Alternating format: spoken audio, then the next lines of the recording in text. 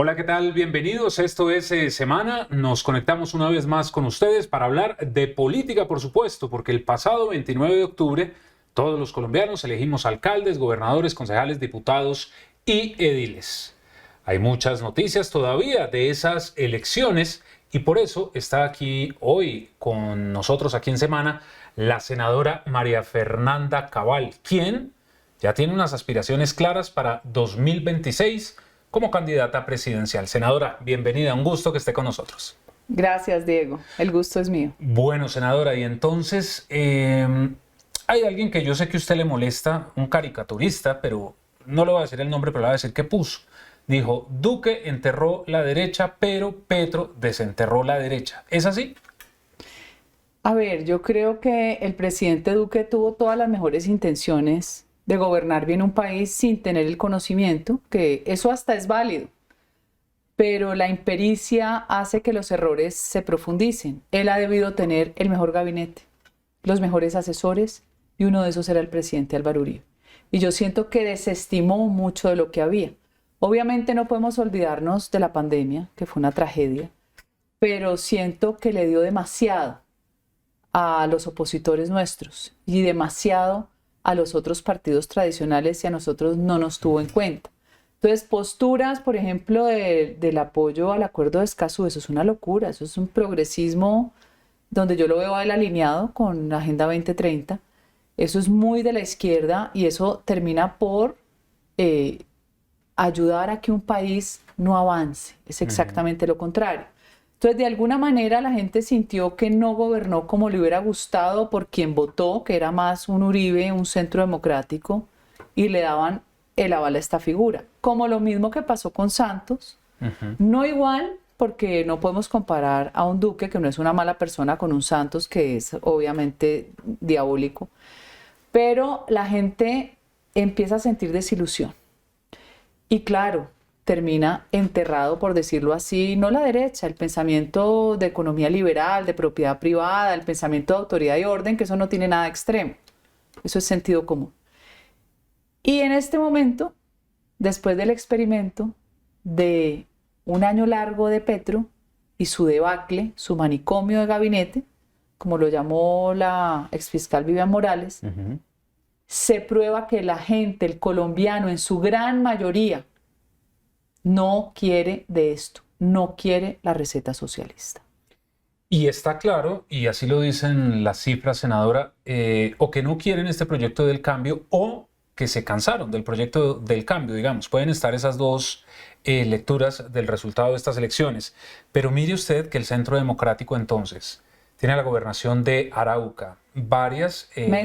Meta también, Casanare la perdieron, sí, pero bueno, ganamos. Antioquia, está por supuesto Medellín, Sucre también, digamos, hay muchas gobernaciones. Tolima. Y entonces Tolima hay con unas Adriana Magali. avalados y otras con coaval. Y bueno, directas entonces son dos, creo, Sí, solamente Arauca y Antioquia. Pero Santander, el con el general general Juvenal, sí. Claro, pero entonces esto lo que muestra, senadora, es que en ese nuevo ajedrez político el Centro Democrático vuelve a tener una relevancia nacional importante. Por supuesto, porque aceptar un aval, hay dos condiciones. Una, que el candidato diga yo quiero su aval, usted me lo entrega.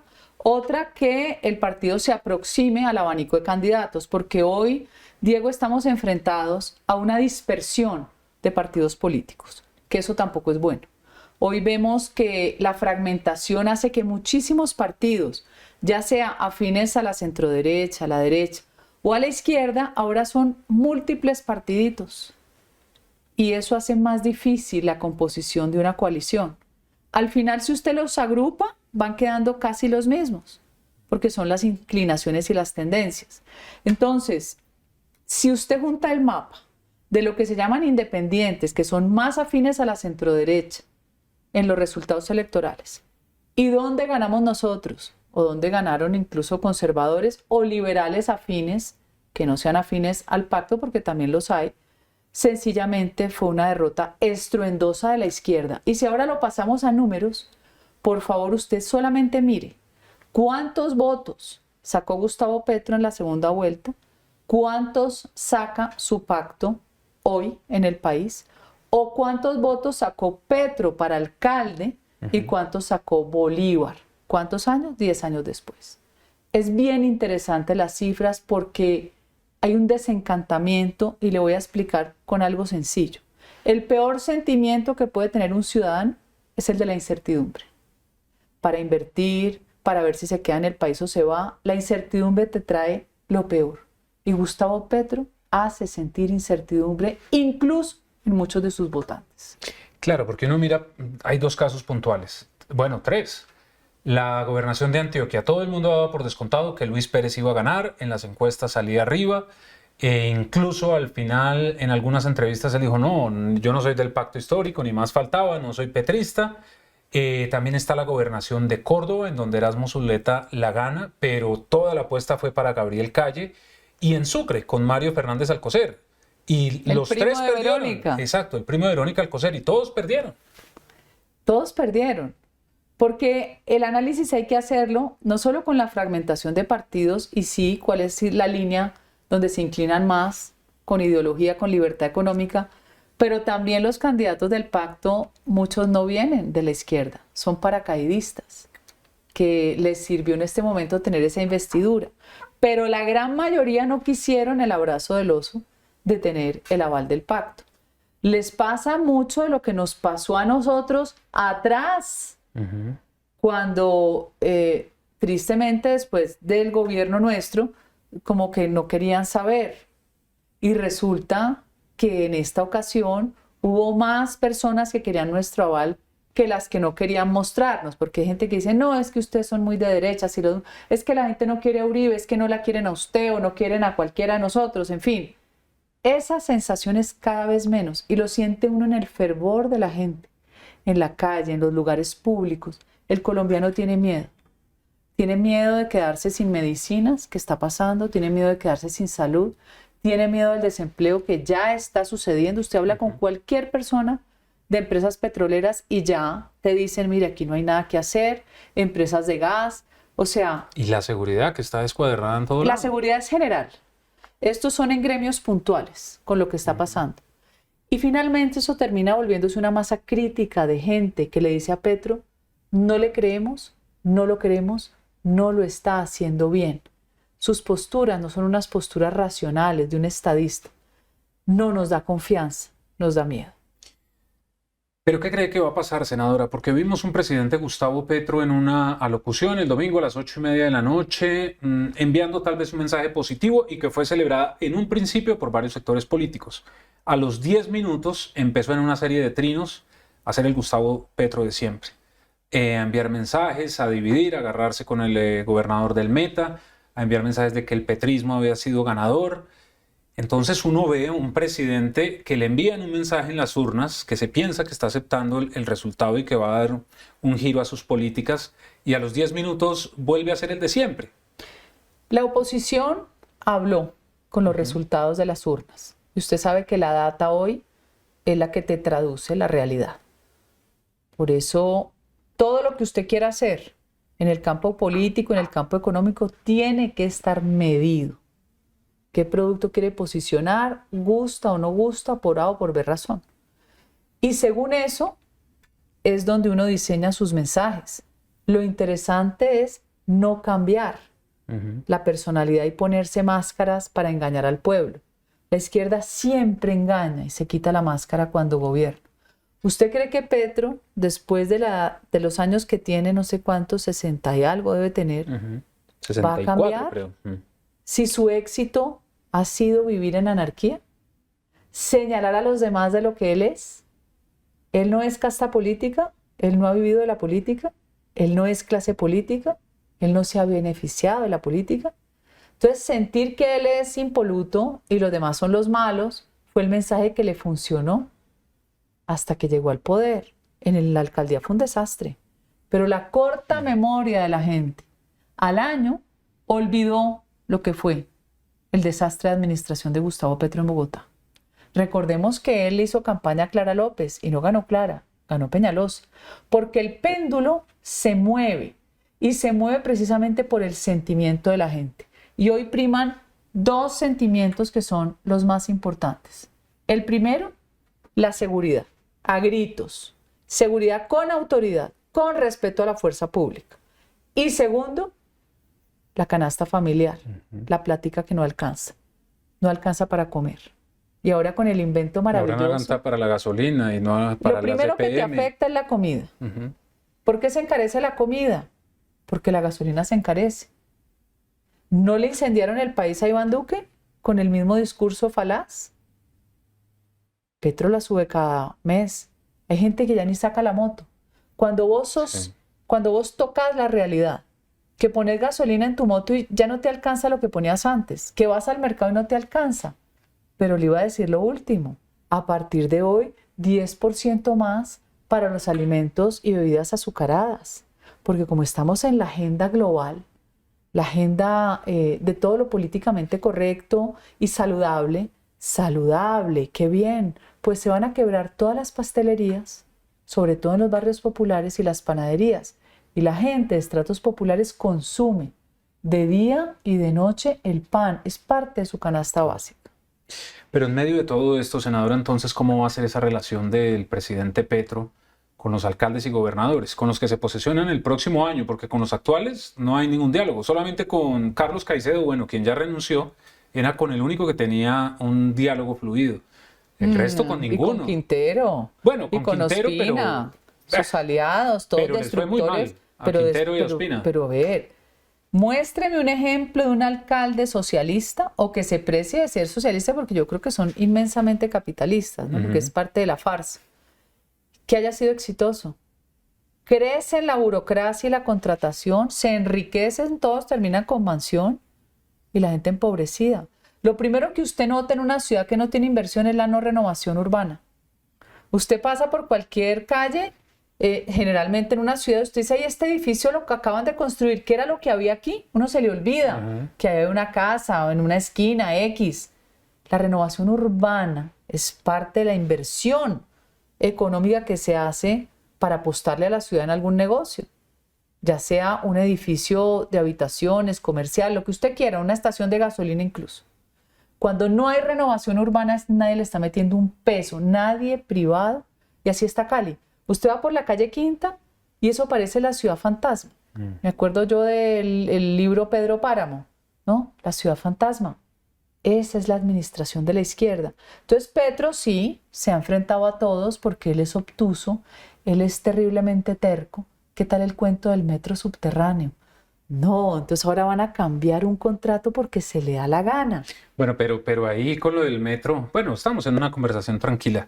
Como resulta que Gustavo Petro resultó haciéndole un daño a Gustavo Bolívar y lo reconoció Bolívar en una entrevista, porque se fue a China a hablar del metro, intentó salvar entre comillas a Gustavo Bolívar y le resultó haciendo más daño con el cuento del plebiscito. No, el peor enemigo de Gustavo Petro es Gustavo Petro y el peor enemigo de Gustavo Bolívar es Gustavo Bolívar. Él ya estaba, ellos mismos. Él no pasaba de ese 19, 20, 21%. Él se quedó ahí, que ese es como las huestes de izquierda que él maneja. Él no iba a superar eso, bajo ningún punto de vista.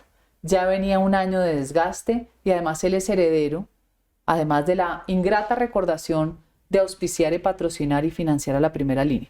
Ese INRI no se lo va a quitar por muchos años, porque se lo haremos recordar al público del desastre, sobre todo en Cali, mi ciudad. Pero entonces, ¿qué va a pasar con los alcaldes nuevos, Diego? Muchos les va a tocar venir a hacerle fila al rey, al Mesías, porque él es el dueño del presupuesto. Hay ciudades que tienen más recursos como Medellín o como Barranquilla. Les toca pedir, sí, pero no es tan indispensable. Pero hay otras ciudades que sí sobreviven. Con lo que les dé el gobierno. Les dé el gobierno. Y peor los departamentos. Los departamentos son terriblemente pobres porque esa reforma no se ha hecho. Al departamento hay que darle autonomía económica. En eso comparto la idea del presidente del Senado, Iván Name. El departamento es pobrísimo, tiene que recaudar y tener impuestos directos, no que vayan a la nación. Gobierno, la Casa Nariña, a golpear la puerta a ver si les dan recursos. Y con este problema de seguridad yo veo que esto se va a agravar. Porque Petro no se va a volver querido. Petro va a intentar someterlos. Y ahí lo que le toca a los alcaldes y gobernadores, que además es mi recomendación, es que se unan y trabajen en bloque, porque obviamente hay intereses regionales donde tienen que trabajar unidos y hagan presión en bloque unidos. Porque si no, veremos a Petro usándolos en su necesidad para poner a los congresistas a votar en las petrorreformas. Bueno, pues llegó a usted ese punto importante, las reformas. Hay dos lecturas. Una, que se van a enredar por los resultados de las elecciones. Otra, que se van a tramitar ya sencillamente. Porque dicen, senadora, que ya como todos los legisladores ya pasaron de las elecciones, pues ya no sienten un temor tal vez, y que va a empezar la negociación directa del gobierno con los congresistas. No con los partidos, sino directamente con los congresistas. ¿Cuál de las dos cree que puede pasar? ¿Que se enredó el camino o que va a empezar la negociación con los congresistas de manera individual? Bueno, increíblemente esa disputa de hipótesis la hemos tenido en el partido, entre varios senadores amigos y con el mismo presidente Uribe. Yo no soy adivina, pero puedo llegar a considerar que en Cámara es mucho más fácil lograr doblegar a unos congresistas que son mucho más nuevos, con una elección más reciente, porque recuerde que la renovación de Cámara siempre es superior a la del Senado. Fue de más del 60%, imagínese. Siempre lo es, 60, 66%. Si usted ve la constante en los periodos, lo es. Que la del Senado menos. El Senado es más fiel a sus partidos, ¿sí? El Senado tiene, por decir, mucho más vínculo tradicional y conservador con su partido. Eso no los exime que a punta de contratación y de mermelada puedan modificar su voto. Yo veo que es más fácil el trámite en Cámara que en Senado. Pero al final de cuentas, estos congresistas, sobre todo en el Senado, se están jugando su pellejo. Y de bobos no tienen un pelo. En el Congreso hay de todos menos bobos, ¿no? De todo menos tontos. Y ese trámite va a tener un costo político en vidas humanas. ¿Qué es lo que está propiciando? Un gobierno irresponsable. Un gobierno de este talante que no mide la afectación de cada frase que dicta. Cada vez que la ministra Irene Vélez decía que no había exploración, inmediatamente se caían las acciones de Ecopetrol y los inversionistas dejan de pensar que Colombia puede ser un buen lugar de negocios, y todo eso es una cadena porque la economía va completamente conectada. Entonces, al final, ¿en qué terminas? En las calificadoras de riesgo que le dicen a los inversionistas: hey, colombiano, por ahí no. Entonces, cada frase que ellos dijeron nos afectó terriblemente. Y eso termina siendo igual desempleo, igual la subida del dólar. Mire cómo bajó el dólar 60 pesos. Cada vez que se le bloquean las reformas a Petro de salud, laboral, que es otra locura, que es solo con el imaginario comunista para fortalecer centrales obreras. No hay libertad, ni siquiera para el que quiere emplearse, no la hay. Ni se genera empleo tampoco. Obviamente, porque con más cargas, ¿quién va a apostarle para que usted se le vuelva el empleado como la sociedad conyugal? Que una vez no deja al marido, no lo dejan a uno, porque disolver la sociedad conyugal vale más, ¿no? Que si montaran un negocio. Entonces, seamos prácticos. Yo siento que van a repartir mucha mermelada y de pronto les pasa con alguna modificación en la Cámara. En la Cámara. En el Senado va a ser más complejo. El cuero del congresista que se quiere reelegir o que tendrá después una pretensión de ser gobernador o de ser alcalde va a estar ahí expuesto. La laboral va a dejar a la gente sin empleo, la de salud sin salud y la de pensión sin pensiones.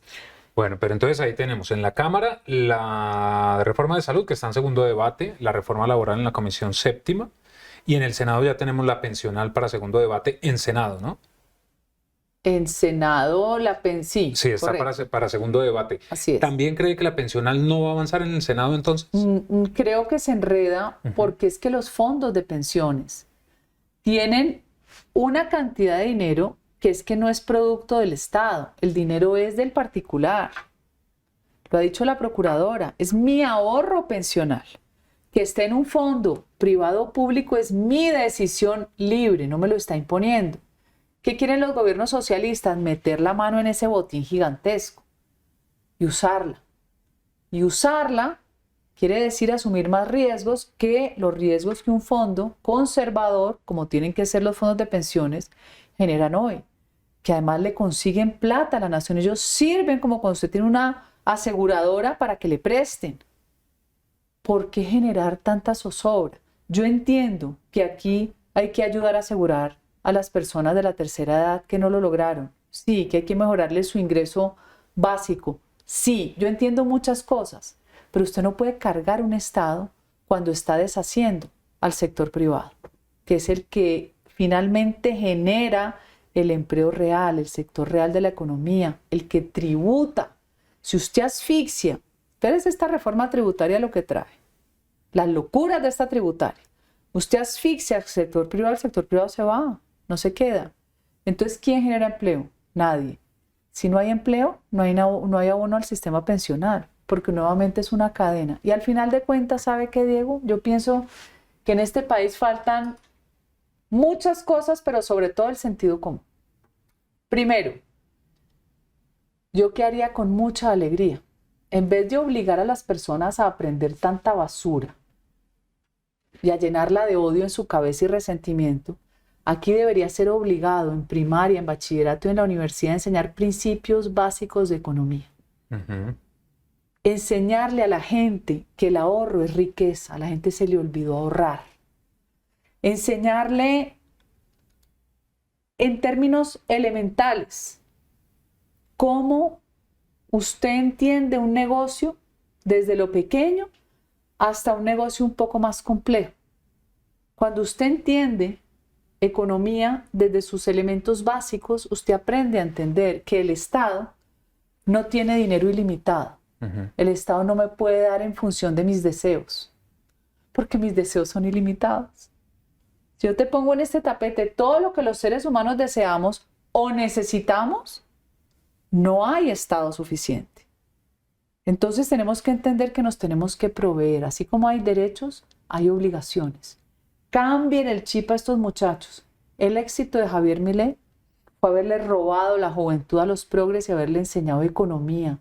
La casta te empobreció y lo entendieron. Que la angustia de Massa, y por eso se llevó 20 personajes brasileros patrocinados por Lula da Silva, 20, a trabajar en redes para cambiarle la percepción a los jóvenes para que perdieran a Milei. Es que hasta eso hemos llegado. Cuando la inflación en Argentina está en 130%, es un país invivible. Cuando al agricultor le retienen el 70%, agricultor y ganadero, o sea, ¿qué país funciona así? Por favor, semejante riqueza de país. Entonces aquí lo tenemos todo, pero hacemos todo para no funcionar. Para no crecer. Para no crecer. Porque hemos copiado toda la basura progresista propagandística del exterior y la implementamos aquí, donde lo que necesitamos es trabajo. La gente necesita plata en el bolsillo, plata para comer. A veces uno cree que las prioridades son otras. Hable con la gente. ¿Quiere seguridad? Y trabajo. Enseñémosle a la gente de todas las edades lo elemental de cómo funciona un Estado en su economía. Sí, lo de la seguridad es muy importante y de la mano, o si existe seguridad en todo lado, en todas las regiones, la gente se empieza a sentir tranquila, siente ganas de trabajar. Mire usted lo que pasó en Tuluá, el alcalde electo que no pudo hacer campaña, el del Partido Conservador, porque Gustavo Vélez, porque la oficina de Tuluá lo iba a matar, le mataron a alguien de su campaña. Horrible. O sea, es algo horrible. En donde en todo el país la criminalidad está muy alta. Senadora, ¿usted está feliz con lo que pasó el 29 de octubre? Es decir, el 28 había muchas apuestas políticas en que definitivamente la derecha iba a quedar enterrada, decían algunos, que el progresismo se iba a fortalecer y resulta que ocurrió todo lo distinto, todo lo contrario. No, era totalmente improbable. Esa hipótesis que te transmitieron, no. Es obvio que con un pésimo gobierno y unas pésimas alcaldías de izquierda, esto tenía que modificarse. Que la gente no es boba y también está medido. Lo que yo nunca pensé es que le fuera a ir tan mal al pacto. Pensé que le iba a ir algo mejor. Es que una cosa es perder y otra cosa es cuando es aplastante una derrota, ¿no? Claro, pero además tienen gobierno. Tienen gobierno, ¿no? ¿Qué les pasó? La conclusión es que la gente le dijo no, no te compro tu gobierno, ni me gusta lo que estás haciendo. y las urnas hablaron. ¿Qué hay que hacer ahora? Ser responsables con un país. Nosotros tenemos que buscar frenar las petrorreformas, que lo que buscan es concentrar el poder para someter al individuo. Si a vos no te operan a tu mamá, decime, vos sos capaz de hacer lo que sea. Te sometés porque ellos te someten, porque ellos son perversos. Una pensión. Bueno, hay gente que trabajó toda su vida y lo que quiere es la seguridad de su pensión. ¿Cuánto tiempo nos va a durar esta locura? Para que el manejo sea público, para que tengamos más ministerios de la igualdad, para que se monten en más helicópteros de la fuerza pública que no llegan a rescatar un soldado, sino a llevar a una vicepresidente a su finca de recreo. No, por favor, la verdad es una grosería. ¿Usted cree que es vendible que Petro se haya gastado 34.000 millones de pesos trayendo indígenas del Cauca a aplaudirlo? Y eso hubiera sido en otro gobierno, ¿Qué hubo sea allí el que sea, detrás? hubiera sido un escándalo. ¿Cuántos habitantes hay en Bogotá? ¿Cuántos hay petristas? Contamos a un Gustavo Bolívar con 500.000. ¿Qué negocio hay allí? ¿Por qué no pudo traer a gente que lo quiere de Bogotá? ¿Será que no hay indígenas en Bogotá? Si quería ver a sus amigos indígenas, ahí hay un negocio. Claro. Bueno, pero mirando todo esto, senadora, entonces, los escándalos de Gustavo Petro tuvieron influencia en los resultados, porque es que uno mire, los candidatos de cada uno perdieron. Digamos, el de Gustavo Petro, que se decía que era Gabriel Calle, perdió. El de Verónica Alcocer, que era Mario Fernández, perdió. El de Francia Márquez, que era la candidata en Suárez Cauca, perdió. El del expresidente de la Cámara, David Racero, un familiar, perdió. El del presidente de la Cámara, Andrés Calle, perdió. Todos perdieron. Es que no sé si usted vio una rueda de prensa de David Racero y de María José Pizarro, donde decían que estaban muy contentos porque a veces continuaban con vocación regional, pero realmente es que los números no dan. Pues porque tienen que seguir mintiéndole, porque o sea, uno revisa los números, usted sabe que los periodistas somos malos para los números, pero los revisamos muy bien y no son buenos. Pues que son muy evidentes. El mapa hoy es muy claro. Los números no te engañan nunca. Por eso uno tiene que estarse midiendo incluso uno mismo y saber qué tiene que mejorar o contra qué desfiguración de la imagen tiene que luchar. A mí, por ejemplo, me miran con características que no tengo. Ni soy elitista, ni soy odiosa, ni soy grosera, no tengo nada de eso. De hecho, soy bastante distinta. Yo les digo a los odiadores que si me conocieran, seguramente... Que se tomaran un cafecito con usted. Un café o un guaro, bayuno o ese nuevo de... El amarillo. El amarillo o el taparroja con el que los mamertos me tomaron la foto en el Congreso. Entonces, la elección más difícil, a mi juicio, hubo dos. La de Andrés Julián Rendón, que la gente decía, wow, porque Luis Pérez no es un mal candidato. Si vamos a hablar de candidaturas, es un candidato fuerte, la gente lo recuerda con cariño, pero le aterrizaron clanes políticos y le aterrizó Quintero. Y Julián Bedoya. Bueno, clanes políticos. Y le aterrizó Quintero. Y Quintero es un costal de sal. Lo saló. Le saló su campaña. Lo dobló a Andrés Julián. Porque hay un lema que me lo enseñó, se lo escuché hace días a la senadora Paola Holguín, que era Petro o patria. ¿Qué escoges? ¿Petro o patria? Escogieron patria.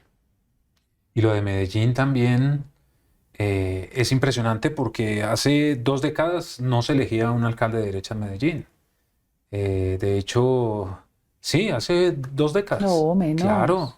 Claro, porque cuando Federico Gutiérrez fue alcalde, él se presentó, era un candidato independiente, era un candidato alternativo en ese momento, porque el candidato del Centro Democrático era... ¿Ramos? Ramos, no recuerdo si era... Yo creo que era Ramos. Era Juan Carlos Vélez. ¿O Juan Carlos Vélez? Juan Carlos Vélez va a la contienda, termina perdiendo contra... ¿Sí era Federico? Sí, contra yo creo Federico. Que fue, Sí, fue así. Por eso, hace 12 años, bueno, no tanto. 12. El último alcalde elegido, si no estoy mal, fue Sergio Fajardo, que era considerado... ¿Qué? Sí, Lo que pasa es que Sergio reniega de su origen. A él le da rabia que yo le recuerde a lo que es cierto. A él le hizo la campaña a doña Lina Moreno siendo primera dama y lo volvió alcalde. Además, Sergio ha sido un tipo atractivo. O sea, las personas bonitas gustan, es más fácil, gustan más, es como los artistas, ¿sí? Te puede cantar mal, pero es bonita o es bonito y tiene más... Y pega. Pega, tiene mercado. Entonces, él ha sido un hombre atractivo, siempre con una personalidad juvenil, pero después llegó a la gobernación y se volvió lanza en ristre contra Luis Alfredo Ramos, que fue un gobernador que salió casi con el 90% más de popularidad, habiendo sido alcalde, viniendo del sector productivo, y le acabaron la vida. Y después se volvió enemigo de Uribe. Esas son las cosas que uno no entiende del ser humano. Uno no puede ser desleal con la gente que le dio la mano. Puede que después tenga diferencias ideológicas, pero como dicen, voltereta, no, esa voltereta es de muy político. Bueno, pero y entonces me llamó la atención algo que usted le dice a los alcaldes, que conformen un bloque, y me hace acordar de algo que ocurrió en estos días. Los gobernadores electos de la costa Caribe van a conformar un bloque para disminuir el precio de la energía. Quieren disminuir el precio de la energía en la costa Caribe. Es este tipo de bloques que usted pide que se conformen, que los mandatarios locales y departamentales trabajen con algunos fines en común que sean benéficos para la ciudadanía. Es que siempre han debido trabajar así. Existen las federaciones de gobernadores y de alcaldes, que a mí me parece que con todas las críticas funcionan y la gente se ve la cara. Pero usted sabe que muchas veces lo regional trasciende las divisiones departamentales. Ahí es el Magdalena Medio. Y entonces ahí hay un circuito económico que no importa que seas ni de Boyacá ni de Santander, todo eso va unido por la dinámica que te genera la economía. Entonces es interesante que se unan por causas comunes que al final de cuentas redunden en el beneficio de sus ciudadanos. Listo. Y está claro entonces este asunto. Y lo que usted propone para frenar las petroreformas, ¿cómo sería? Hay que hacer alianzas con otros partidos para salvar este país. Ya la gente nos dio el mandato. Esto, así no le guste a la izquierda, fue un plebiscito contra Petro. Pero además de ser un plebiscito, es un mandato a quienes hoy estamos en el Congreso para decirnos: no queremos las petroreformas. Las hubieran querido, le hubieran votado positivamente a Petro. ¿Y usted va a liderar ese bloque, llamémoslo, esa alianza? El Centro Democrático tiene que hacerlo, pero tenemos que hacer con los demás partidos. Tenemos que hablar con los conservadores, con los liberales. Puede que no todos estén unificados, pero que sea una mayoría. Con Cambio Radical, por supuesto. Entonces la U, que no esté porque necesitan sobrevivir de los recursos del Estado. Bueno, no estén, pero ahí está el riesgo frente al público. Porque uno tiene que ser responsable con un país que se nos puede ir por la borda. Sobre todo por los resultados electorales. Senadora, esto sin duda ya pone a hablar de las presidenciales de 2026 y se han despuntado algunos nombres hipotéticos. El suyo es el único que está sobre la mesa como una intención firme de ser candidata presidencial. Se habla de Daniel Quintero, de Claudia López, posiblemente Roy Barreras. Bueno, hay muchos nombres. Incluso Germán Vargas Lleras está en el sonajero, algo que no está confirmado ni mucho menos. Pero todo este escenario político ¿le impulsa más su aspiración? Por supuesto. Así no estuviera el escenario, porque obviamente yo aspiré en el periodo, acuérdese cuando fuimos a las precandidaturas para tener candidatos en distintos partidos, que después hubo una consulta, todo el rollo que pasó. Pero los momentos de Dios son perfectos. Si uno no tiene que estar en unos, puede estar en otros. Y uno también tiene una edad, que ni menos ni más. Y yo pienso que yo tengo la suficiente madurez política. He sido empresaria, he trabajado con comunidades de base, trabajé en la Universidad de los Andes, trabajé en una fundación de Estados Unidos, creé la fundación Fundagán, Fundación Colombia Ganadera de Fedegan, que ha beneficiado miles de campesinos en este país. Tengo el alma siempre para servir, porque mi misión es el servicio. No puedo dejar de ayudar a la gente. Me duele la pobreza, me da rabia la pobreza, porque este país no se merece tener esos niveles de pobreza. El presidente Uribe nos demostró, los indicadores económicos están allí, que sí se podía generar prosperidad en este país a través de la seguridad. La seguridad te trae empleo porque te trae inversión. Volvemos al sentido común de los 3 huevitos de Uribe. Sí se puede, pero usted no puede destruir la moral de la fuerza pública. dejar a los ciudadanos expuestos, no puede tener nuevos mejores amigos como un Nicolás Maduro cuando se sabe que los negocios pasan y vienen por la trocha si esté abierto el puente. Nuevamente sentido común, la ilegalidad sobrevive precisamente porque genera utilidades. Entonces devolvámosle al colombiano lo que se merece. El colombiano se merece vivir mejor.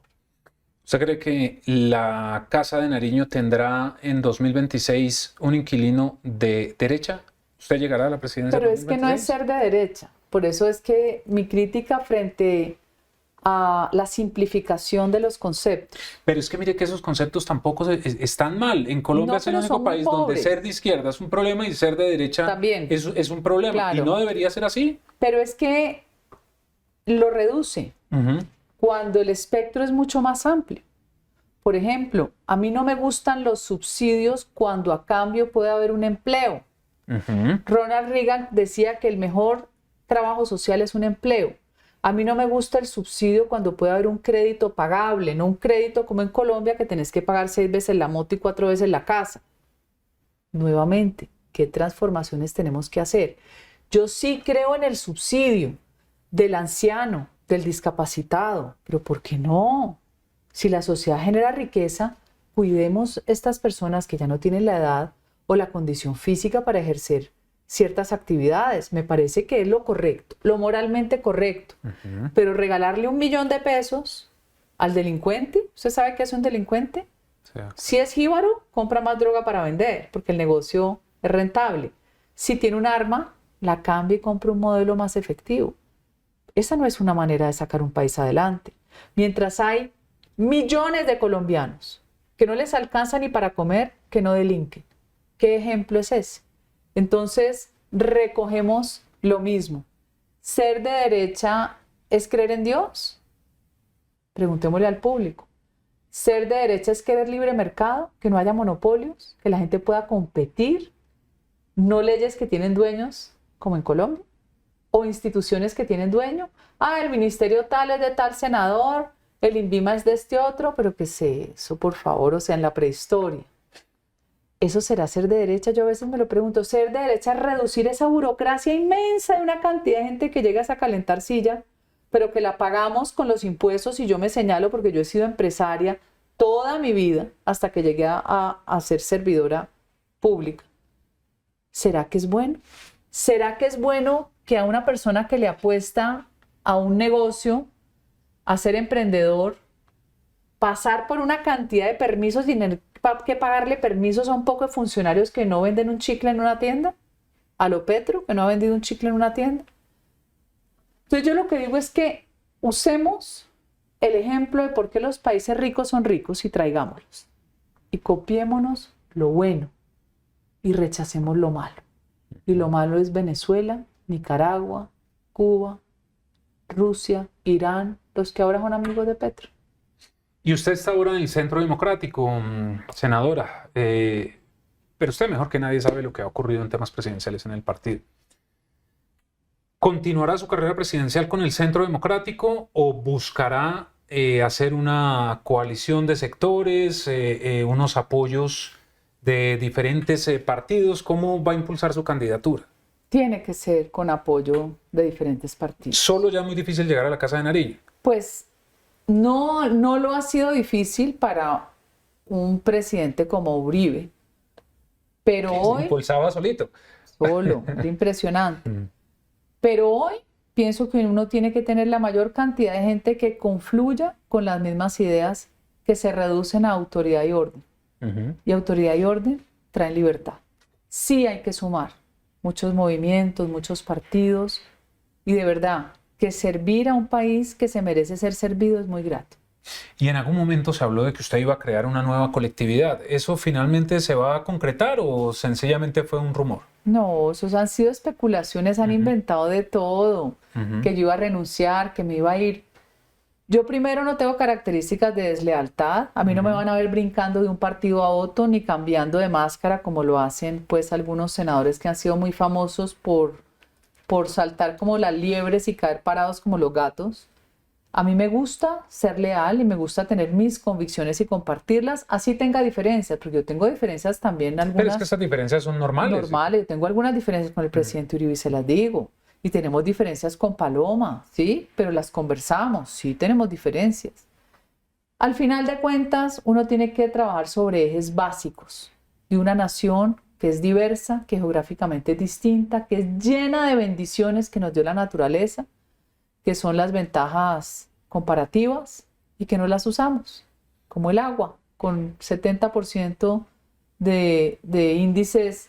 Cuando usted revisa que tiene las zonas rurales, hay 70% de necesidades básicas insatisfechas y una de esas es el agua. La gente toma agua sucia en un segundo país con mayor riqueza hídrica del mundo. Eso es absurdo. Unos puertos que se vienen a usar hace 25 y 30 años cuando el mundo se desarrolló y la civilización humana en los mares. Increíble, ¿no? Pero bueno, eso se tiene que corregir. Hay que enfrentar la narrativa, la mentira, el progresismo, y hay que ayudar a que la gente salga adelante. Pero mire, senadora, lo preocupante de lo que estaba pasando en Colombia. El gobierno actual lleva 15 meses en la Casa de Nariño y ya estamos hablando de las presidenciales de 2026. ¿No le parece bastante grave que la noticia sea ya empiece a hacer la campaña de 2026? Pero bueno, al margen de lo que usted quiere hacer, senadora, ¿cómo lograr convencer a los distintos sectores? Porque usted sabe que a veces los egos están por encima de las discusiones políticas. ¿Cómo haría usted para convencerlos? Un ejemplo, un Germán Vargas Lleras, un sector del Partido Liberal que está en cabeza de César Gaviria. ¿Cómo lograr convencer esos sectores para que de verdad se piense en país y se logre apoyar unas ideas? Pero es que yo creo que tenemos más afinidades que diferencias. Por ejemplo, a César Gaviria se le critica muchísimo lo que fue la apertura económica. Y a mi juicio fue una apertura demasiado cruel porque no preparó a la gente a la que el mismo sistema tenía de alguna manera protegida para proveer sus servicios al mercado interno. Usted dar un margen para no destruir ni reventar tanta gente. Pero esa reforma económica fue una muy buena reforma cuando usted la ve como referente de un país que quiere saltar y desarrollarse. Era salir del proteccionismo. Toda esta locura de la teoría cepalina del desarrollo para adentro. Otra barbaridad. Hacia la loma y no hacia el mar. Usted solo exportaba lo que le sobraba. Es que es esa locura. Usted exporta lo que le compren, ¿o no? Sí, de acuerdo. Y si le compran más, produce más y exporta más. Entonces yo pienso que fue una excelente reforma que fue tramitada a demasiada velocidad, hizo mucho daño y la gente recuerda eso con dolor. Pero cuando usted ve el tema macro, como reforma económica, fue excelente. Cuando usted ve el desempeño de un Germán Vargas como ejecutivo, es un gerente excepcional, porque él manda. Se le critica su forma, sí, pero él manda. Y cuando estuvo a su cargo, todo este tema que yo recuerdo, que él se apoderó del tema de lo que era el tema de construcción de vivienda y todo. Y el tema de acueducto. Fue un gran ejecutor. Fue un gran ejecutor. Es que yo no puedo dejar de reconocerle a él. Ese coscorrón, ¿no? Fue el que le cobraron. Puede haber otro tipo de diferencias. Pero uno, o sea, digan lo que digan, es un buen ejecutor. Es como Peñalosa. Peñalosa a mí me genera mucha admiración en sus ejecutorias, pero Peñalosa es terriblemente antipático. Pero es su forma de ser. De pronto le gusta ser así o se siente cómodo siendo así. Pero si vamos al espectro general, son más las afinidades. Ya nos toca a nosotros buscar puentes para poder atraerlos sin que yo les genere desconfianza, sin que piensen que yo soy pues un monstruo de la extrema derecha, porque no lo soy. Porque yo sé lo que es tener 4 hijos. Yo sé lo que es generar riqueza. Yo me casé con mi marido y la gente le da risa porque yo tengo mucho humor, así no lo crean. Dentro de los adornos de mi marido era que era rico, porque eso adorna, como la belleza. Y al mes se quebró. Mi marido duró 9 años pagando el crédito del algodón. Eso no lo sabe nadie. Nosotros perdimos el apartamento donde vivíamos. Ya teníamos una niñita, la mayor, y yo estaba embarazada de la segunda. Duramos mucho tiempo restringidos, que no había bienes, pero no había liquidez. Yo he tenido una empresa que aprendí con las uñas porque nadie me enseñó. Dizque en la mejor universidad de Colombia, que era una factura, un comprobante de egreso y un recibo de caja. Nadie me enseñó. Hoy tiene que ser obligatorio si usted estudia teología. Y empecé casi empíricamente, enfrentándome a toda la barrera que existe para la formalidad en el Estado colombiano. Y lo logré. Y después me pegó una quebrada por las Torres Gemelas que quebró mi proveedor. Y salí adelante. Y después la empresa cae y se quiebra nuevamente con el COVID. O sea, que me cuenten a mí, que lo he vivido en carne propia. Qué rico poder transformar este país de la mano. Primero de los sectores productivos que tienen la radiografía. No solo del sector, sino de su entorno, de las vías que hay que construir. Y qué rico trabajar con las comunidades vulnerables para darles una posibilidad de generar su propia riqueza sin depender de subsidios que nunca los van a sacar de la pobreza. Y ahora, toda esta conversación que estamos teniendo, la primera prueba después de esto que ya ocurrió serán las elecciones al Congreso, ¿no? Donde muy seguramente también puede haber otro giro en la composición del legislativo. Sin duda, y vas a ver algo que lo podemos plantear ahora y lo verificarás más adelante. Las listas de Cámara y Senado, vamos a empezar a recibir solicitudes de avales, mucho más que las que recibimos en este momento.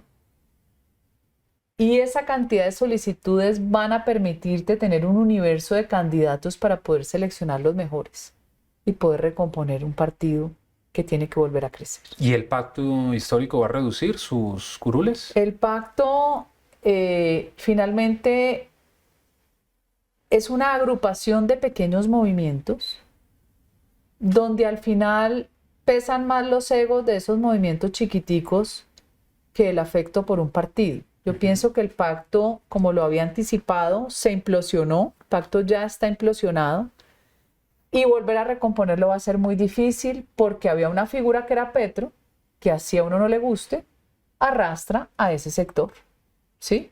A ese sector de izquierda, incluso de centroizquierda, que pensaron que no era tan malo. Pero ya con un desgaste va a ser muy difícil. Por eso les va a tocar volver a repetir una lista cerrada, porque usted póngame esas candidatas y candidatos. Solos, no. Póngame. No, es que no lo voy a nombrar, no, porque no, pero no yo se le pongo un nombre. Empezar a descalificar. O sea, pero no es por descalificar, senadora, sí, pero pero por trabajo legislativo que hemos hecho el ejercicio de verificar los balances legislativos que todos ustedes presentan. Por ejemplo, Susana Boreal, un trabajo mínimo legislativo. Eso se lo puedo dar con nombre propio. Pedro Flores, otro senador que tiene en su propio balance trabajo mínimo. Bueno, él no es del pacto, llegó al pacto, pero eso es otra historia. Pero digamos, Susana Boreal, por ejemplo, ella, si no es una lista cerrada, no va a llegar nuevamente. Pero la mayoría, abra la mayoría. No, es que no llegan ni a un edilato, no lo logran. Por eso van a tener que recurrir, es mi hipótesis, la tenemos que comprobar en su momento, Diego. Pero eso ya es un trabajo político de ustedes. Otra lista cerrada. Sí, pero puede suceder, salvo que tuvieran figuras muy fuertes, que alguna vez pudieron haberlas tenido, o como los verdes que llegaron a tener algunas figuras individuales fuertes, que no les gustaba la lista cerrada, acuérdese, que eso fue también una pelotera en los verdes. Van a tener que en el pacto usar una cerrada y buscarse una figura también que los jalone, que ya no será Petro. Y no les va a quedar fácil y les puedo hacer la apuesta que quiera que se reducen por lo menos a la tercera parte, un partido. Pero es que ahí también tienen otro problema y es que usted sabe, en este momento tenemos 36 partidos políticos y si el pacto no sigue actuando de esa manera como coalición, muchos que lo integran podrían desaparecer, perderían la personería jurídica porque tendrían que alcanzar el umbral y muy seguramente no va a ocurrir. Es que y ahí habría una depuración de partidos. Pero es que yo creo que esa fragmentación de partiditos de la izquierda también es una estrategia creada por ellos mismos. Es igual a cuando hacen una misiva, que ellos son especialistas en meterte una carta y que firmen 200 organizaciones que si van a ver pues no existen, son de papel, o la misma persona tiene varias establecidas con distinto nombre. Yo no entiendo la fragmentación.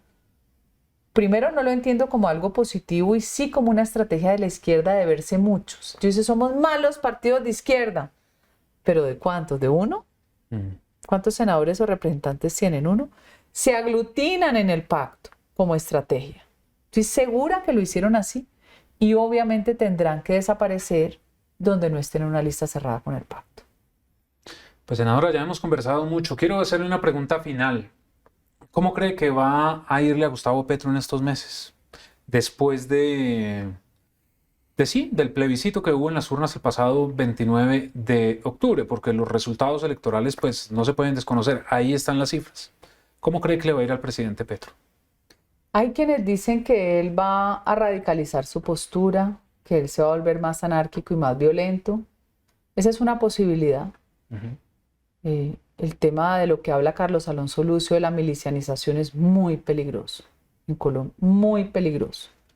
Porque así como hay desplazamiento y violencia, con el tiempo vuelve a haber respuesta a la violencia y esto se vuelve inmanejable. Yo pienso que ya nos mostró quién era, que él no va a cambiar, que él es testarudo y que él va a insistir en sus petrorreformas, en su metro subterráneo, va a tratar de apretar, pero algo más peligroso, que va a tener fiscal. Y eso ya pone el tema mucho más difícil. ¿Habrá persecución? Porque un Petro con un fiscal que en sus antecedentes tenga señalamientos por persecución, complica mucho más este país. ¿Le preocupa mucho ese asunto? Muchísimo. Porque estos países con persecución judicial se deshacen muy fácil. Porque empiezan a perseguir al empresario, a todo aquel que le moleste, al sector salud, y empieza la judicialización. Ese es un método. Acuérdese que Petro de pronto tiene unos enemigos. Yo me acuerdo mucho del señor Ríos de las basuras, se le volvió el guasón. Y él va rotulando y va señalando enemigos, ¿no? Y los va marcando. Eso es muy peligroso, porque cuando un mandatario actúa así, también dentro de su séquito hay gente que tiene otras personas que considera enemigos. Entonces se van sumando los enemigos. Muy peligroso. ¿Y cree, por ejemplo, que va a haber una persecución contra el fiscal Barbosa, en su momento exfiscal Barbosa? No lo sabría. No lo sabría. No habría por qué. Pero el fiscal Barbosa tiene que saber que tiene que tener las herramientas para hacer visible cualquier tipo de persecución. Porque pienso que lo que se ha llegado hasta ahora a hacer ha sido bastante.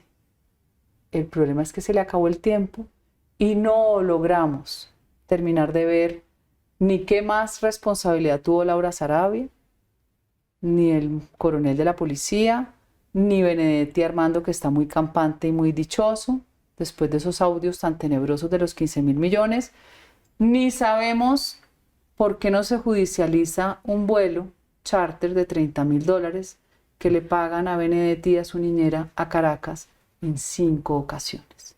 Eso es muy sospechoso. Cuando usted paga eso es porque usted se gana 10 veces eso, o 20. Pues veremos a ver qué ocurre. Senadora María Fernanda Cabal, muchas gracias por haber estado con nosotros aquí en Semana. Nos quedan muchos temas pendientes, así que más adelante la invitamos nuevamente aquí a Semana porque, por ejemplo, se nos quedó por fuera todo el tema de la paz, pero ese es un capítulo largo que también hay que analizar por regiones y ver lo que está ocurriendo con el ELN, con las disidencias de FARC y lo que quieren los del Clan del Golfo, que a toda costa quieren un reconocimiento político y eso es imposible, pero pues están en conversaciones con el gobierno Petro, así que ese asunto lo dejamos para después. Claro que sí, volveré cuando usted me invite, Diego. Pues senadora, un gran abrazo y a ustedes también gracias por estar con nosotros. Ya saben que la cita es a través de todas nuestras redes sociales e ingresen a www.semana.com para que encuentren allí todas las noticias de Colombia y el mundo. Que estén bien.